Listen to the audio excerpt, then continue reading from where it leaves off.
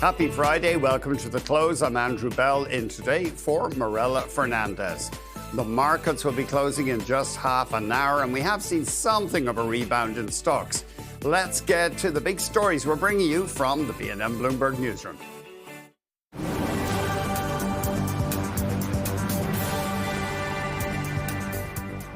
The United Arab Emirates says it plans to invest $70 billion in Canada. The investment will be in sectors including energy, artificial intelligence, logistics, and mining. The announcement comes after the visit of the Prime Minister to Abu Dhabi to strengthen bilateral trade. Carney says Ottawa is finalizing a $1 billion project aimed at expanding Canada's critical minerals processing. Ottawa is disappointed with Nutrien's decision to build an export terminal in the United States. According to the Globe and Mail, the Transport Minister, Stephen McKinnon, has requested a meeting with the company to convince it to change its mind. McKinnon says Ottawa is committed to investing in port infrastructure, especially in New Brunswick and the port of Vancouver. Potash is one of Canada's key levers in global trade, with mines in Saskatchewan accounting for more than 30% of global production. And shares in Dye & Durham are bouncing today. The company has confirmed an unsolicited bid from dissident shareholder Plantro, which is headed by a former CEO of Dye & Durham. The legal software company says its strategic committee is currently reviewing the proposal. Bloomberg reported that Plantro's takeover bid is valued at $384 million. Dye & Durham is currently wrestling with debt of about $1.6 billion and does face a potential default due to late financial disclosures. And we are seeing something of a rally here in Toronto. You can see stocks pointing up 1%. And let's have a look at the U.S. markets. We have seen a recovery in many of the big tech names today, pushing markets up, all of them up almost. Oh, look at that. Yeah, all of them up exactly 1.05%.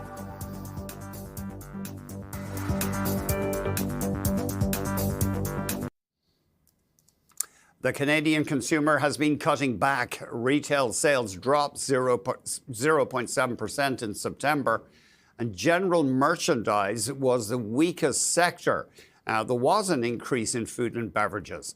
Let's get more from Charles St. Arnaud, chief economist at Alberta Central and a former Bank of Canada economist. Charles, thanks very much indeed. So we now know about the whole of Q3, and it was a lackluster 3 months for retail sales.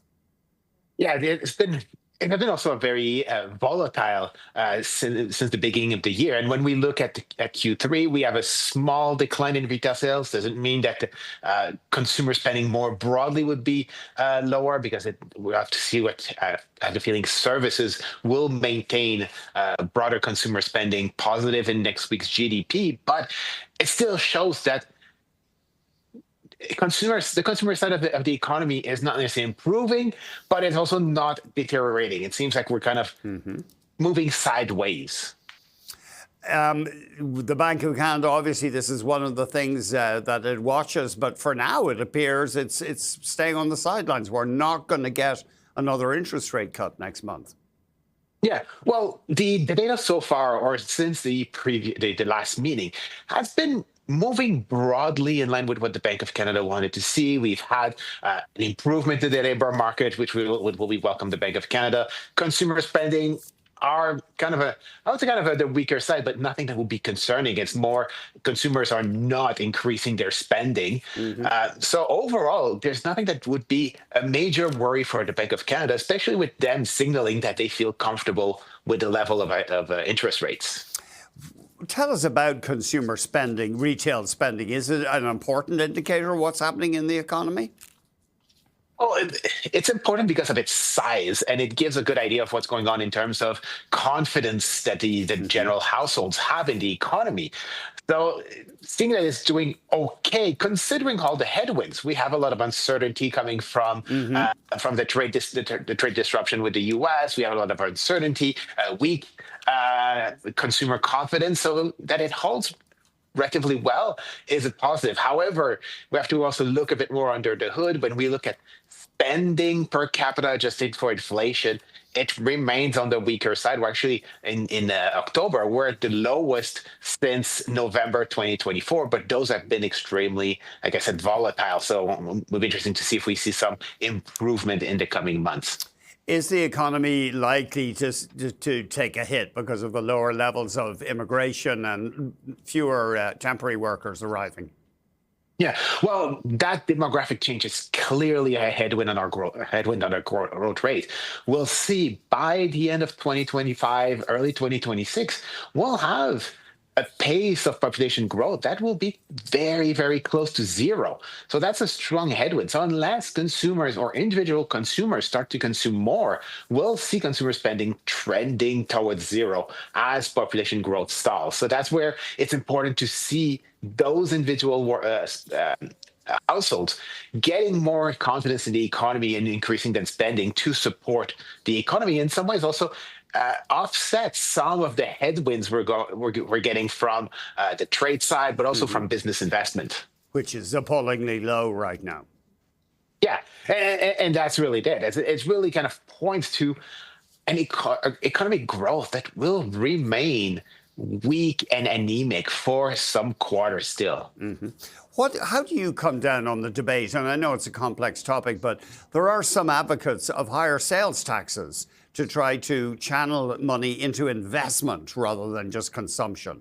Do you think that, I mean, obviously that would not be great for retail sales, but what do you think of that argument? So to reduce deficits, we should think about raising the sales tax. Well, I think we need to look at the whole tax system in a more holistic way. It's not just consumer tax versus income tax versus business tax versus it's how do we incentivize or how do we modify the tax system to incentivize the behavior we want. And right now, we want to incentivize businesses to invest more. And on the flip side, we also need to take into account that those businesses to invest, they will need fund, and we need household to be saving a bit more. So on that argument, having a bit more of a higher consumer tax rate would help force in some ways a bit more savings on the consumer side and providing a bit more of that net lending for investments. That's something that we need to start thinking about, is how do we incentivize businesses to restart investing? But like I said, it's a more complex, and we need to look at the tax system in a global factor. It's not just changing one rate that suddenly will make a difference. Just finally on the budget, were you interested to see that the Prime Minister and his team, they really didn't give consumers and taxpayers much in the way of goodies, new write-offs for taxpayers or tax cuts? I know they did do one at the lower end of the tax brackets a while ago, but it was interesting. They didn't really throw the voters a bone in that sense. Well, I think for me, it's a positive sign, even though for consumers, it's probably they don't like it. And actually voters probably would have rather see more support for their consumption. But what is giving me some comfort as an economist is that we're rotating our focus away from just looking at the demand side of the economy, but looking more at the supply side of the economy. Because I have to remember that affordability is as much as a problem with prices, but also a problem of having our incomes that have been growing at a much slower pace over the past 2 decades compared to before. And that's where that supply side help is needed. With higher productivity, we will have higher income, and that will help with affordability. Unfortunately, that's going to take time, and we will need to be patient to see the positive impact of that. Charles, thanks very much indeed. Charles Thank you for having me. Chief Economist at Alberta Central and former Bank of Canada economist. Up next, North American markets back in the green today. Why are investors feeling more optimistic? We'll have that after the break.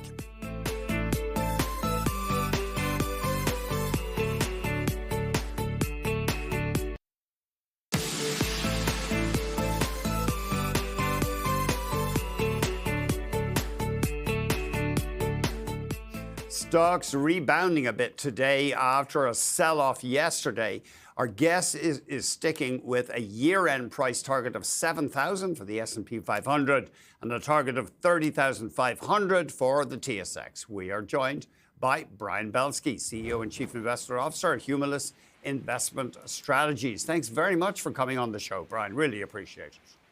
Thank you so much, Andrew. Good afternoon, Canada. You should have had me on yesterday when everything was like falling apart. It's all negative. Now the stocks are up, and that's all Belsky's on, so things must be good. You're here, you're here to bring us a ray of sunshine as ever, Brian. I'm looking at the week, though. The S&P still down almost 2% this week, and the TSX down about 0.5%. So it was a choppy 5 days.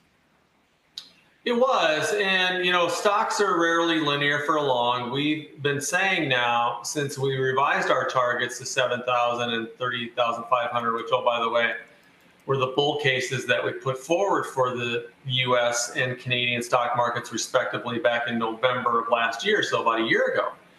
And think about this, Andrew, you've been doing this for a long time, and you're talking about 50 basis points down for the TSX and 200 basis points down for the U.S. market. Oh my gosh, that's, considering the type of violent pullbacks that stock markets traditionally see, and assets for that matter, I think we tend to blow everything out of proportion now with so much news and so much information out there that, at the end of the day, stocks needed to take a little bit of a respite. We said in our report that, stocks are rarely linear for long, which we said that. It's healthy and normal to kind of slow down here a little bit. And I'm actually, from a contrarian point of view, Andrew, I actually like that we've had increased bearishness in the market, because that tells you that everybody's not bullish and chasing things. So that actually makes me feel better with respect to the health of the market from a sentiment perspective, that there's a long ways to go in this big, giant, beautiful bull market. Right, that not everybody is still just piling in. So the TSX record high was November 12th, just over 30,800. Your year-end target for our composite is 30,500. So you think our market will have a bit of trouble getting back to record highs in the balance of 2025? Well, look at this week, how the TSX outperformed the U.S. So why did it do that at such a wide margin? Well, because of technology in the U.S. is such a big part of the component. We still think that the TSX at the end of the year, that matters more, not the last 6 weeks of trading, but on a year-over-year basis, Canada is poised to have its best absolute performance relative to what I like to call the colonies, the United States, since 1990. I think that's very positive. I think if you ask most Canadian investors, they'd have no idea that that's going on, number one. Number two, I think it sets the stage for positive performance next year, Andrew, but not as positive as the U.S., especially considering the kind of earnings growth that the U.S. is going to be throwing off. And two, the non-diversified nature of the Canadian market, it's actually now going to hurt it next year. This year it helped it, because the three big sectors, financials, materials, and energy, all did very well. Typically and historically, when all three of those sectors outperform on an absolute basis, the TSX, and they outperform the S&P 500 in local currency, the TSX outperforms 100% of the time. So that's exactly what's happened this year. Next year is going to be tougher, I think, again, because of the non-diversified nature of the Canadian market. But that doesn't mean you can't own Canadian stocks. I think there's an amazing stock picking environment in Canada that continues, especially within select financials, consumer stocks, and some tech stocks. And we think utilities also could do very well next year in Canada.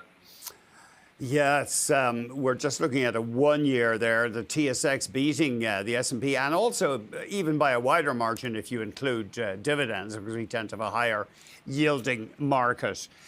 You think there is not a bubble in AI, simply, to put it crudely?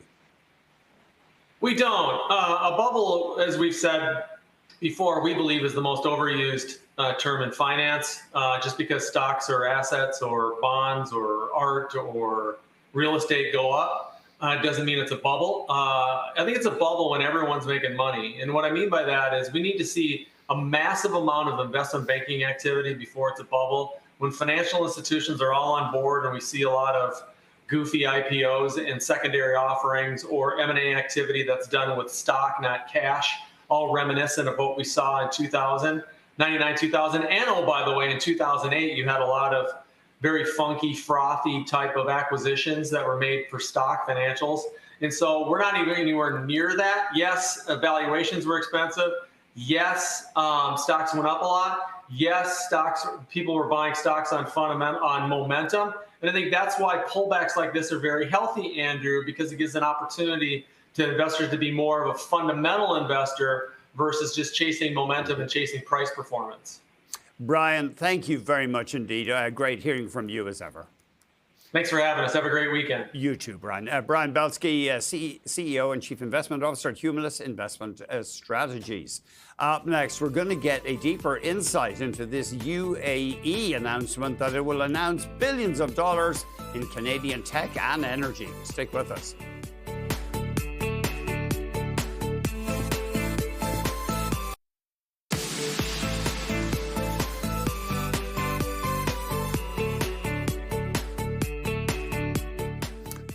So the United Arab Emirates is apparently planning to invest $70 billion in Canada in sectors such as energy, artificial intelligence, logistics, and mining.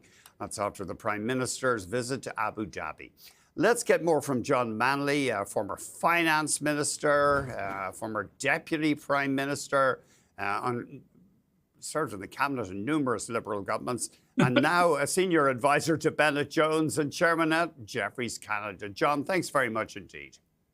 My pleasure, Andrew.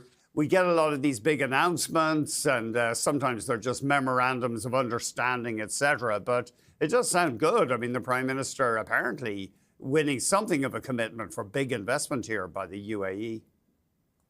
Well, I have a little color on that to add, Andrew, because I was just in the UAE in September in my Jefferies role, and we were visiting with a lot of the major investment firms, the sovereign wealth firms in the UAE. We did a deal, as you may know, at Jefferies. We acted for Mubadala, which is one of the big sovereign wealth firms in their take private transaction of CI Financial, which was over roughly a $5 billion deal.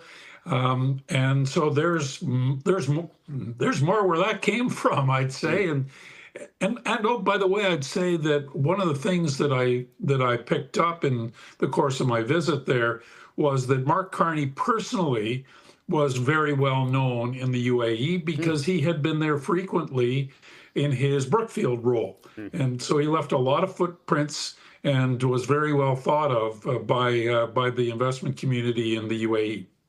It's sort of a complex place to do business with, John, isn't it? Because the New Yorker just had a piece about Daniel Kinahan, who's a major Irish drug dealer. He heads up a $1 billion coke empire, and he has found sanctuary in the UAE, along with some other drug dealers.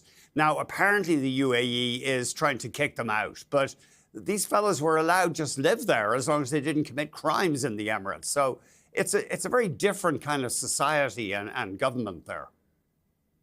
Well, there's no doubt about that. It's not a democracy, but truthfully, we know that how reliant Canada and its economy are on trade and inbound investment. And if we're only going to do business with like-minded countries, democracies with liberal values, we're not going to be doing business with very many players in the world. So we have to balance our interests and our values in order to make sure that we continue to build the kind of prosperity that enables our people to have the life that they want to have and continue to support our values. I mean, you're so right. We can't always do business with Western democracies. Yeah. I'd love to get your take as a former finance minister. You know a bit about financing arms spending. What do you think? It'd be hard to draw you on this, but do you think Mr. Carney will go with some Swedish fighter jets as well as the F-35? I think it's going to be a tough call because the advice that he will receive, having been around the table when we've done these big procurements, is that it's not usually a good idea to have different kinds of equipment. That it's more complicated from a training point of view. It's more complicated from a maintenance point of view, and there are obviously going to be capability differences between the F-35 and the Saab aircraft that are, may dictate what's available for particular missions. So he's going to get a lot of pushback on it. On the other hand, we know that we're trying to build an alternate economy here to the one that we've relied upon for 40 years. It's going to require us to do some things that that kind of break the mold a little bit. And, would that we had continued to produce the Avro Arrow in the 1950s, we might have been the ones that were offering these contracts to others, but we didn't. And now we've got to rebuild. So I'd say this is going to be one of the tough calls for his government to make, and it's a lot of money, Andrew. Yeah, it is a tough one, and obviously the Americans would be irate if we were to cut back on the F-35 purchases. You've been around a lot of government blueprints and plans as well. Did anything jump out for you with the announcement of those infrastructure projects that the government is leaning towards favouring? I don't know if they've fully been adopted by the Major Projects Office. Well, I think that, first of all, I think it's a good sign that the government's actually talking about promoting getting things done. I mean, one of our problems over the last number of years is an inability to get things done. And so I think this is a really positive signal. I think it's also important to remember, and I don't think a lot of listeners to the budget paid attention to this, but the investments that are government driven and the so-called capital account deficit is all based upon matching or more funding from the private sector. So what they're trying to do is, we could put it this way, is to crowd in private sector investment. That's a very important and powerful thing. But the big thing to me is, let's get some things done. Let's put some check marks on the board and show that we're not going to bog ourselves down in regulatory red tape. We're actually going to build things that are important and that last. John, I think we'll have to leave it there. I could talk to you all day, and thank you very much. Have a great weekend. My pleasure, Andrew. Take care. John Manley, former finance minister, former deputy prime minister, and now a senior advisor at Bennett Jones, among other things. Up next, the closing bells on Bay Street and Wall Street.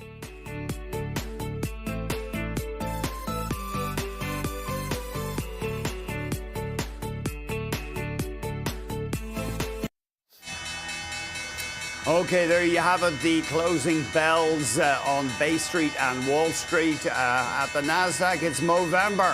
I'm encouraging men to grow moustaches for a good cause. At the NYSE, it's Deaf Kids Code doing the honors. You are watching the close right here on BNN Bloomberg.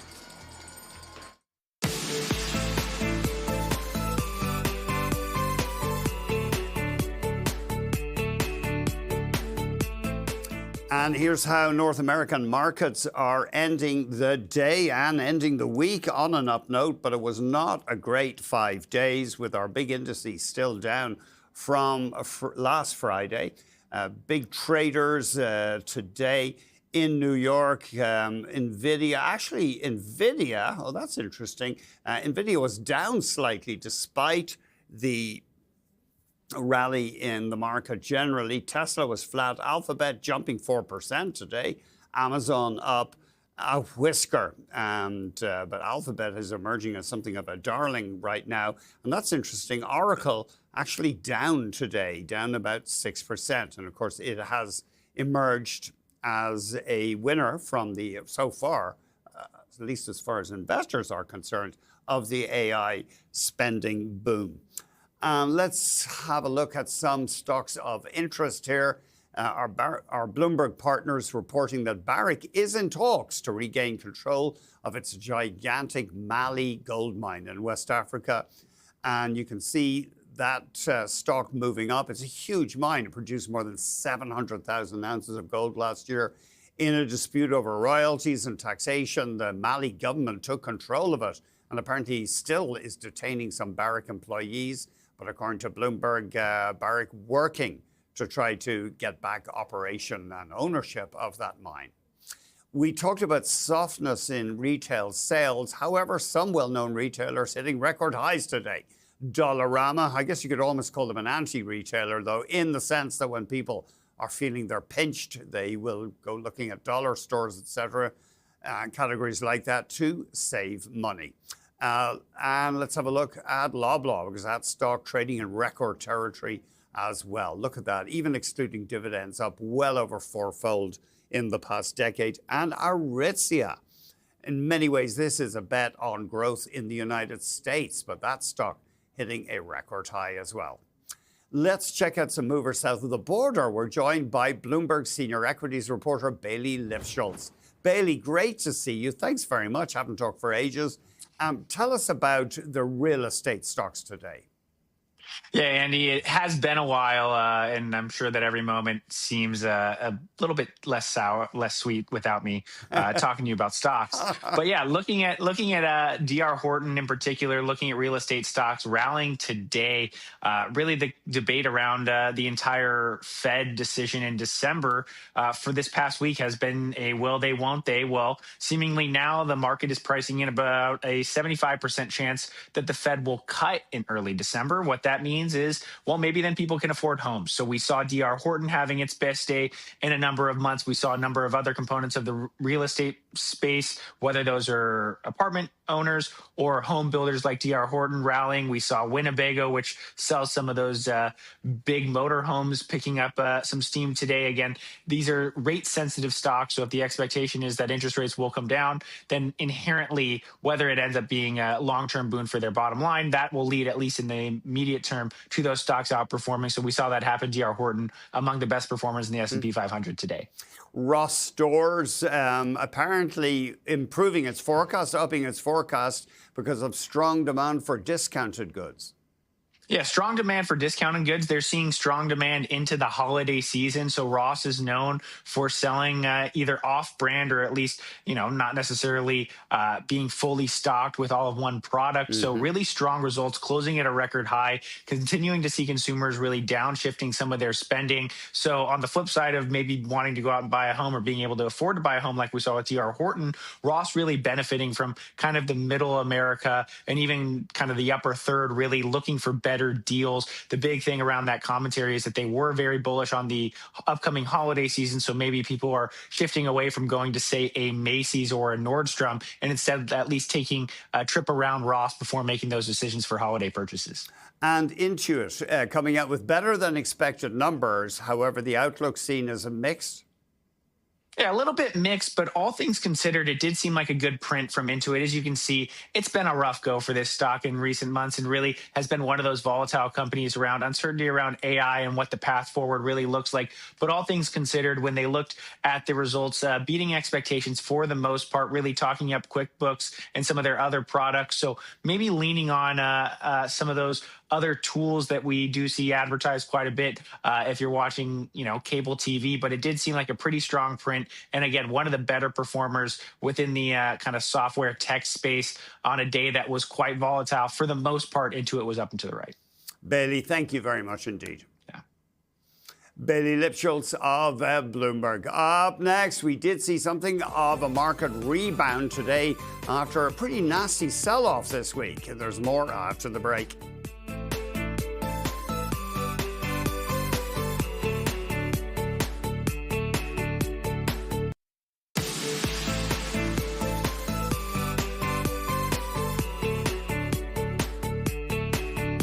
Saw something of a market rebound today after a steep sell-off this week, especially yesterday.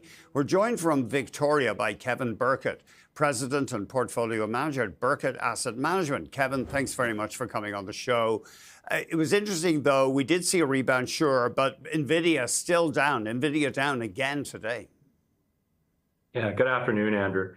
And happy Friday afternoon. It's been a busy week. I think thinking about this week's move, I think you zoom out a little bit because it's been a busy year. And, what I would say is Canada up to today, 25% year to date in 25, US up 12%, somewhat unusual U.S. has strongly outperformed over the past decade. But this week we had some clues in terms of where markets might be going, because the two key drivers of the moves between the two markets are very different. In Canada, you've got precious metals, material sector up 81% year to date when I pulled those numbers. NVIDIA, except for this week's move, up 35% year to date, driving AI theme in the US. NVIDIA reported results on Wednesday, as you know, after market close. Stock was down the next day, down again today. Speaks to, I think, the very, very high estimates and expectations that are currently priced into that stock, because actually NVIDIA's Wednesday results were, of course, a beat.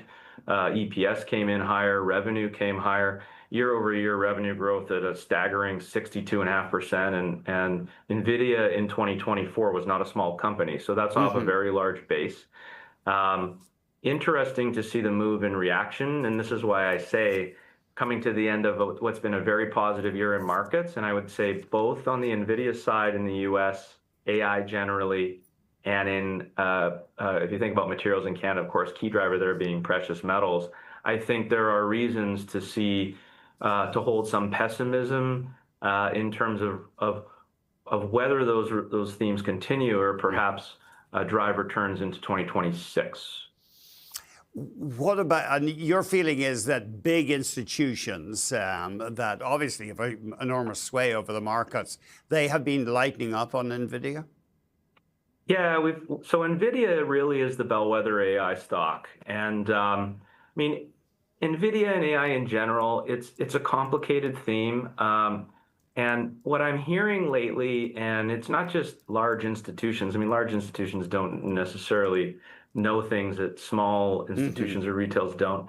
But what I think some of the thought leaders on AI investing as a theme, what I'm hearing are a variety of skepticisms, including parallels. Oh, no. Did we lose Kevin there? Oh, okay, we're going to take a break. Maybe we can get Kevin back. But up next, we're going to check out oil prices. They have been under pressure, even though U.S. sanctions on giant Russian oil companies are taking effect.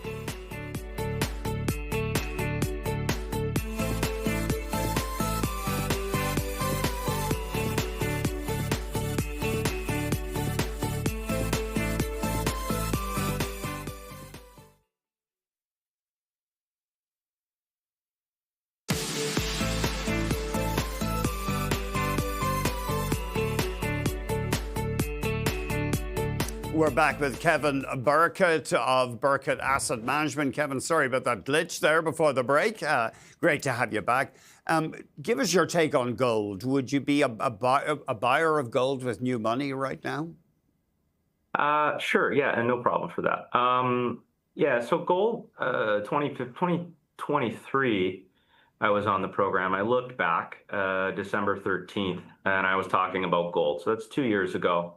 Sandstorm was my pick, and gold was $2,000 an ounce, $2,019.62. I'm not on the close that frequently, once a quarter kind of timing.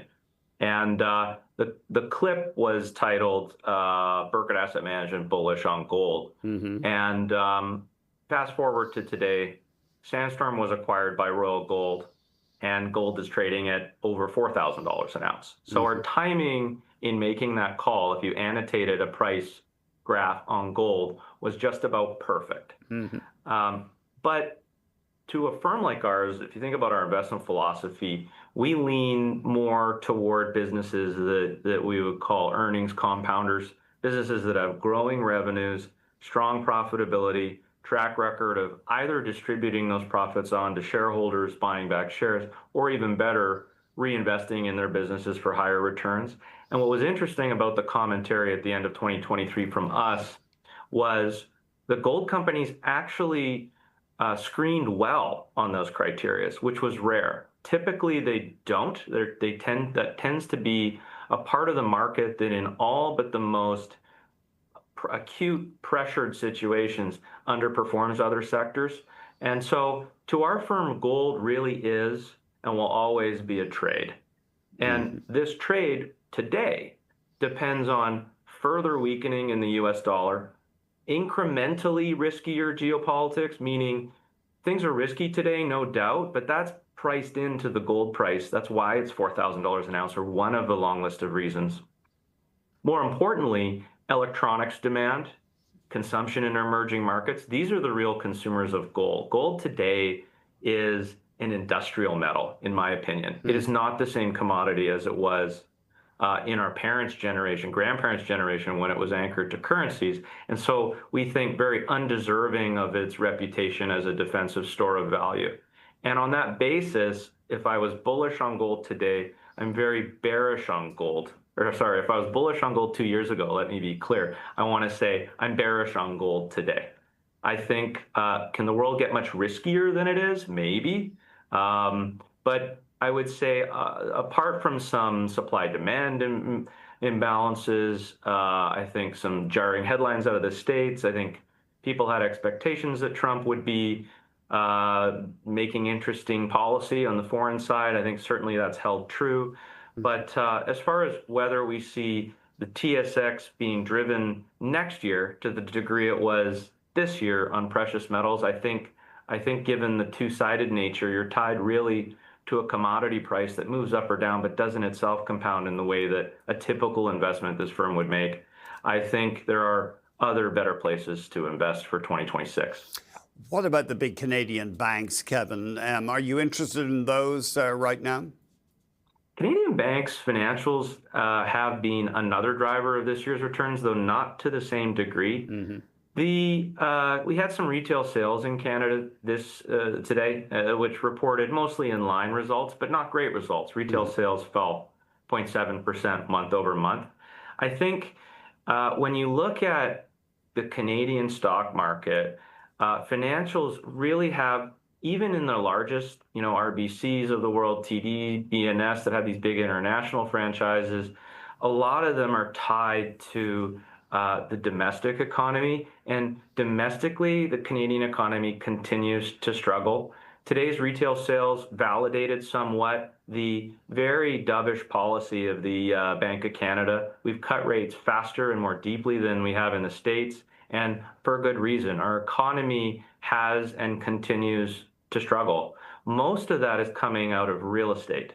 And so when you look at the stock market, I think for us, investing in businesses that maybe are domiciled in Canada but have a more global exposure or aren't so directly tied to real estate, because if you look at banks in Canada, so much of their lending book is tied to mortgages. And even if those mortgages are secure, creditworthy mortgages, the question is, where will incremental borrowings come from? Because those loan books grow proportionately to the value of Canadian real estate. So even in a scenario where it's not in a collapse, I think the ability of those banks to continue to generate the growth that we've seen really over the last 2 decades is somewhat challenged when the Canadian real estate market, residential homes, single-family homes, aren't increasing in value so as quickly as they had in really the post-COVID, well, during COVID to post-COVID era. Kevin, we've got to take our leave of you. Thank you very much for joining us. Cheers. Kevin Burkett, president of Burkett Asset Management. Up next, we've seen pressure on oil, even as tougher new U.S. sanctions kick in on Russian oil giants. We'll be right back.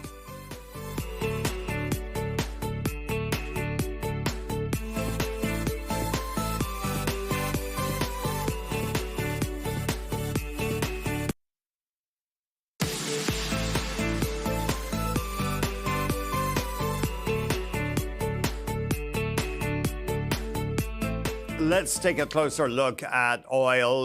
There's talk, of course, this week that maybe Ukraine and Russia are moving towards a deal that would end the fighting, and that could ultimately unleash a flood of Russian oil onto the global market, or certainly increase the flow. We're joined by Brian Kesson, Senior Portfolio Manager at Tortoise Capital. Brian, thanks very much indeed for joining us. What's the big thing moving oil right now? Would you say the most important factor, if you could single one out? Yeah, it's hard to say, narrow down to just one thing, but I do think that the market right now is focused on what's going on with Russia and Ukraine, specifically kind of two edges to that sword, right? One, you have the U.S. Putting potentially higher sanctions or more sanctions on specifically two Russian companies, Lukoil and Rosneft today. We'll see how much those sanctions are actually enforced. But that's one. And then obviously over the weekend or even over the past week, a lot of sources are indicating that Ukraine and the U.S. along with Europeans and the Russians obviously are working towards some sort of a peace deal. So that's kind of the yin and yang of what's pushing oil around this week. We do keep hearing from oil market observers that despite sanctions, Russian oil is likely to go on filtering through onto the global market. Yeah, I think that's definitely the case, even if the sanctions are even higher. I think that the barrels will ultimately find a home that may not be at the price that the Russians or the Lukoils of the world would like, but I think that those supplies will find somewhere. It's essentially just how low do those actually have to price before someone actually will take a risk on it, or secondly, we do know of a lot of ship-to-ship transfers that happen in the middle of the ocean, where there's not a lot of oversight, if you will, and then those barrels can be cleansed, if you will, to make it to more open markets. Are we seeing, I mean, is the future structure right now bearish in the oil market? Is it pointing to amply available supply? It is, and it's partly due to the actions of OPEC Plus that started on April 2nd earlier this year, where OPEC Plus was curtailing a little over 2 million barrels per day, and then they've been accelerating bringing those barrels back over the course of this year to the point now where we're fairly adequately supplied relative to demand. We still do see demand increasing by 1 million barrels per day this year and likely another 1 million plus next year. But the supply is more than enough to meet current levels of demand. So that I do think that the direction of travel over the near, maybe even the medium term into the start of next year is more bearish. More bearish. Could oil get down to around $50, do you think? I think that's possible. I think if we got to $50, I think it would be relatively short term. I think you would see OPEC step in and potentially curtail more barrels, and or you see a lot of non-OPEC producers say, you know, we're going to curtail barrels and wait for a better price. What would be your favorite way of playing oil right now? Do you guys buy equities on Tortoise? Can you just remind us?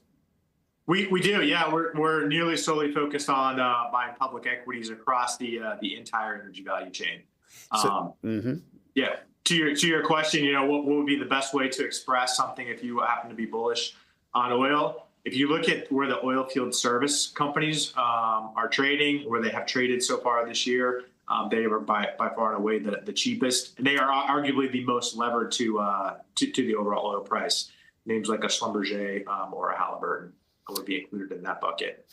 It is remarkable how people are buying the oil sands stocks. Maybe we could put up a 5-year chart for Suncor, SU, or Imperial Oil. I mean, a lot of support for those stocks right now.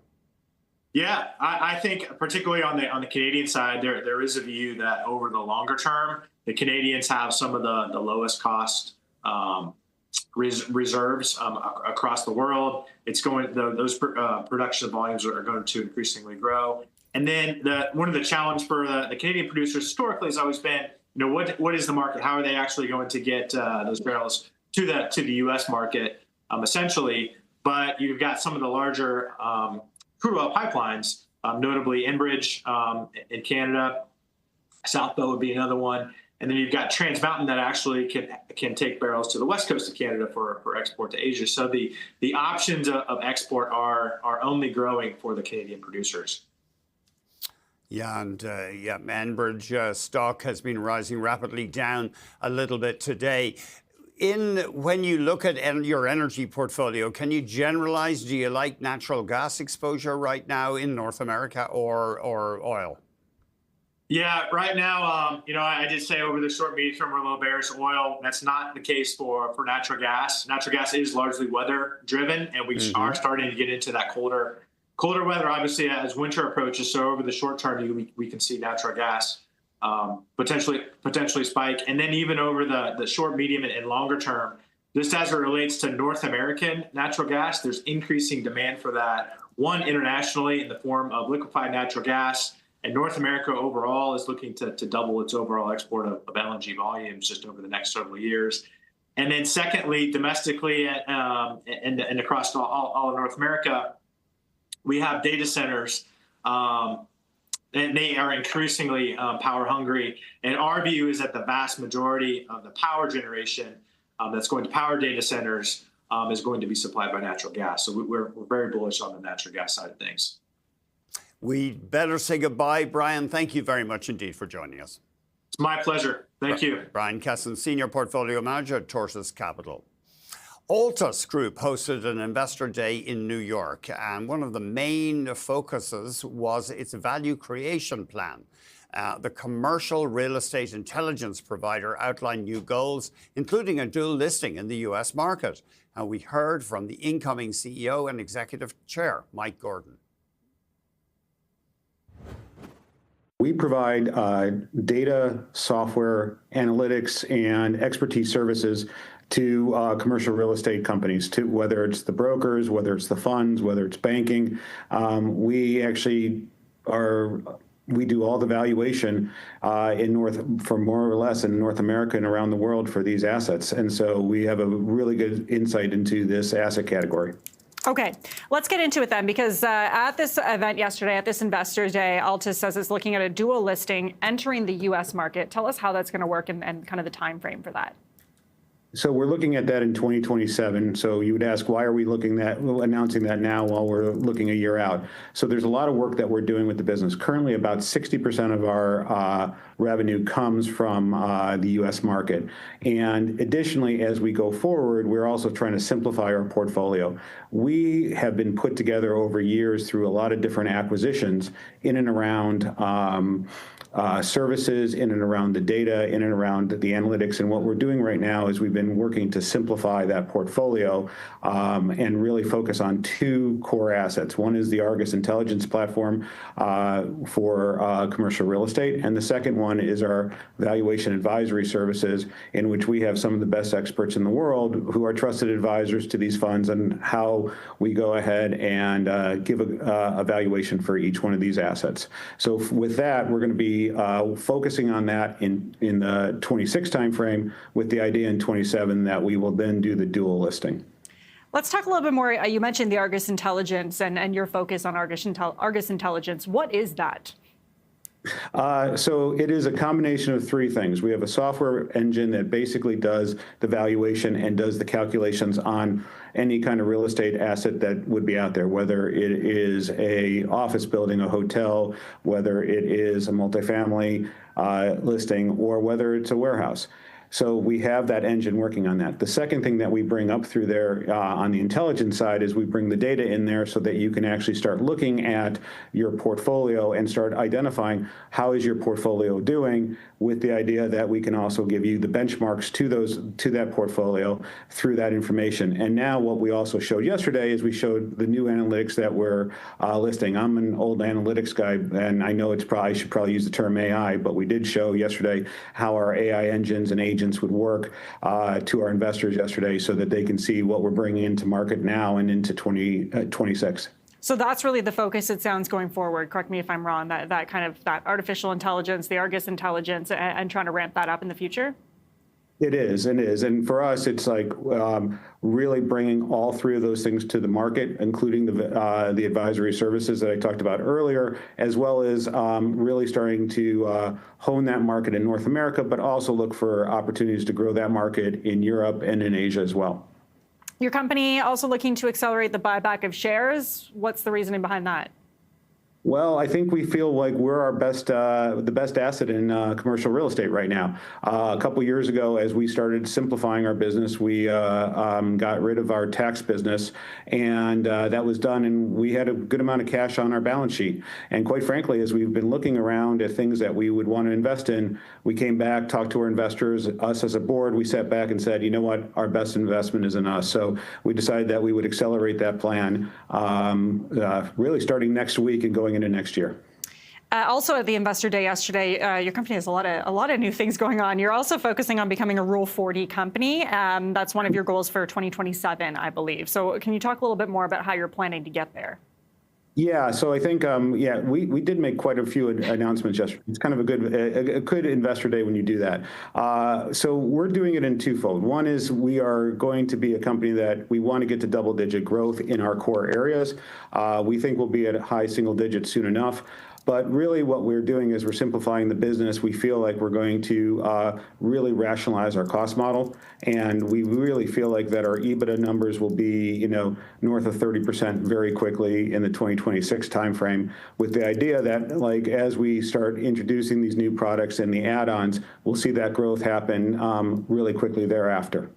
You must have some challenges that you're going to try to have to deal with over the next couple of years, right? Like commercial real estate is not without its challenges, that industry. What are some of the biggest kind of headwinds you're facing?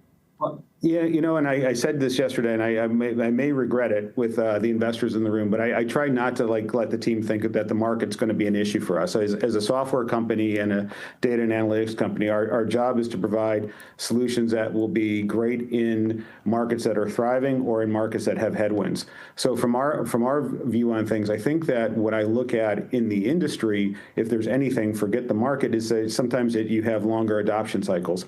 And so especially for some of these new products, we had a couple of customers speak yesterday at our event, and they're excited for the AI, but they'll admit that they're like, I'm a property guy for the last 25, 30 years, and they're very excited about it, but that we have to help them figure out where that comes. So I think that as the team has been working through this, and we've sat down and talked to our customers, we have kind of mapped very closely where this stuff will happen. It's very easy to talk about analytics and AI, but we're also showing them quantitatively where they should be able to get the value for this. So if we get that right, I think we can overcome those headwinds. Mike Gordon, the incoming CEO of Altus Group. Up next, for many investors, artificial intelligence is not yet out of the woods when it comes to fears of an AI bubble. There's more ahead.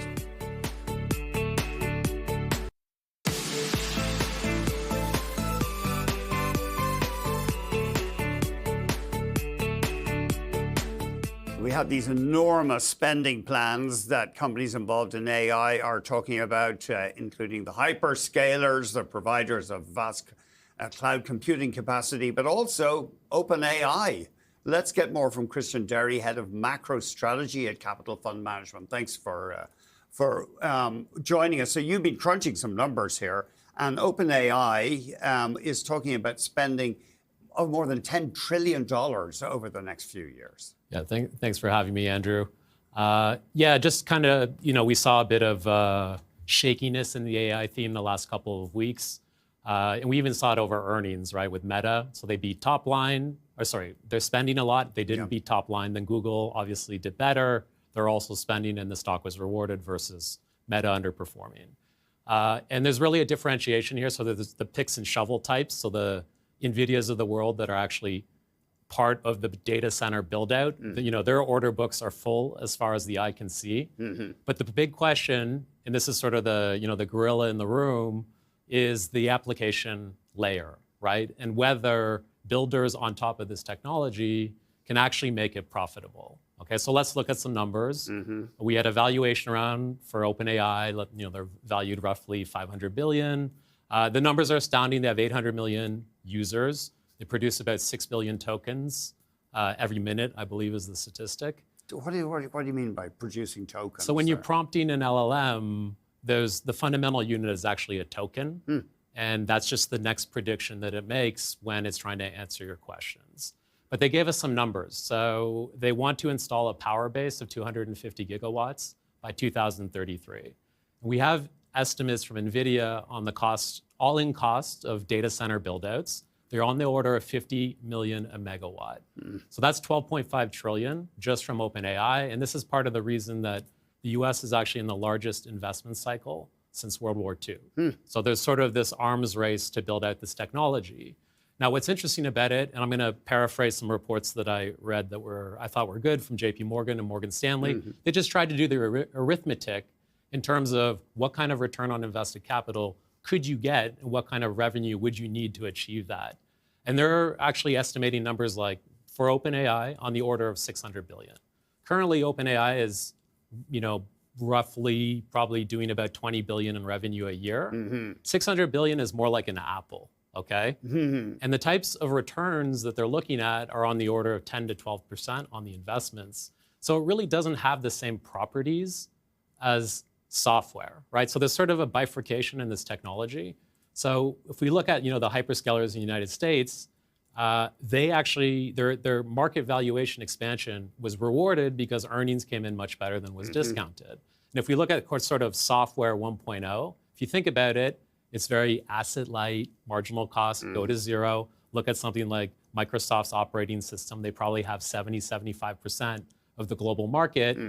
Now you have this new technology that's very expensive. Okay? And sorry, it involves massive hardware investments. That's right. Yeah. So the capital structure of these companies is changing.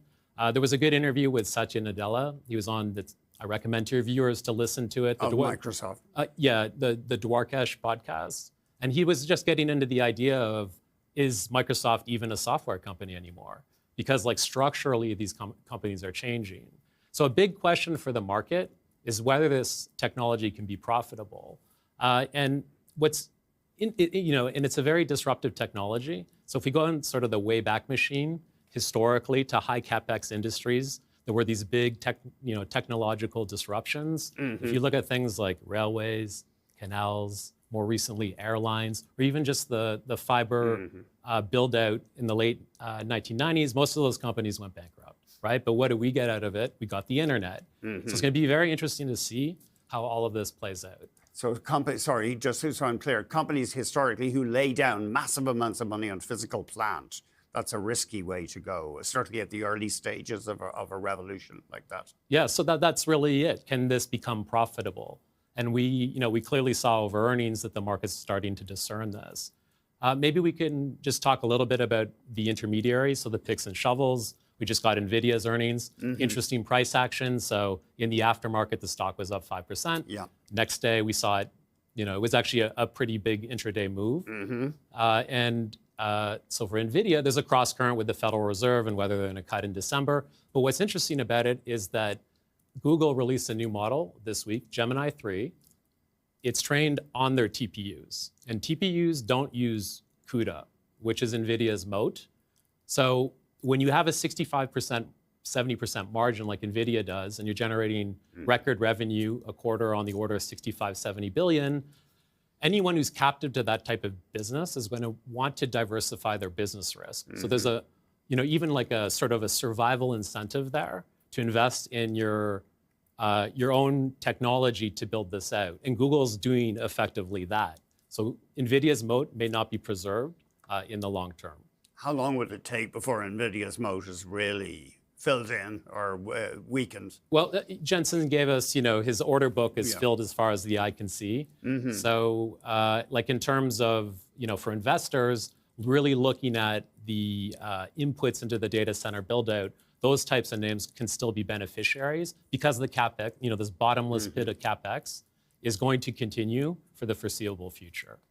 Why are companies, they just are so excited about AI revolutionizing commerce? That's why they're willing to pour all this money in? Yeah, so this is very interesting. I've had the opportunity to interact with Fortune 500 CEOs, and we have this weird economy in the US. It's low hiring, low firing, right? Yes. And people talk about this K-shaped economy. So if you talk to Fortune 500 CEOs, all of them believe AI is real. Okay, I'm roughly, right? Yeah. And many of them have hiring freezes. And if you think about it as a corporate, the best way to improve your margins is to find ways to get rid of high-cost labor, particularly that can be automated away. So we're seeing a lot of this sort of in the corporate sector globally. And that's going to be an interesting thing to follow because we get these productivity enhancements, but if there's a lot of layoffs and people are losing their jobs on account of this new technology, there's economic implications as well. Because they won't be able to spend on stuff. Correct. Yeah, it's interesting, just the massive scale of this. And you say it's the biggest industrial investment since the Second World War? Investment cycle in the United States, yeah. That's correct. Of course, the Americans, they tooled up. They were the arsenal of democracy. Yeah. And for investors, the interlinkages are very important. So it's not just a US phenomenon. And I find this very fascinating. So if you look at a data center, think of all the things that go into it, right? It's not just the compute. Okay, there's the cabling, the racks. You need natural gas generators, batteries, transformers. Tons of copper. Exactly, and so there's commodity effects as well. Your prior guest mentioned natural gas. So all these linkages are global. And if we look at, say, Korea, for example, they have an oligopoly in production of high bandwidth memory. The Kospi was up 25%. In October, it's up over 80% year to date. And that's a key input into data centers, right? SK Hynix, Samsung. So there's all these sort of interlinked effects, and if this theme sort of gets stale and investors start to sort of shift the frame on it, there's a lot of interesting implications because it touches so many asset classes and it's very global in scope. Christian, good stuff. Thank you very much. Christian Derry, Head of Macro Strategy at Capital Fund Management. Coming up, we're going to hear more about the hidden costs of being online as a consumer. We'll talk to consumer watchdog Vas Bednar after this.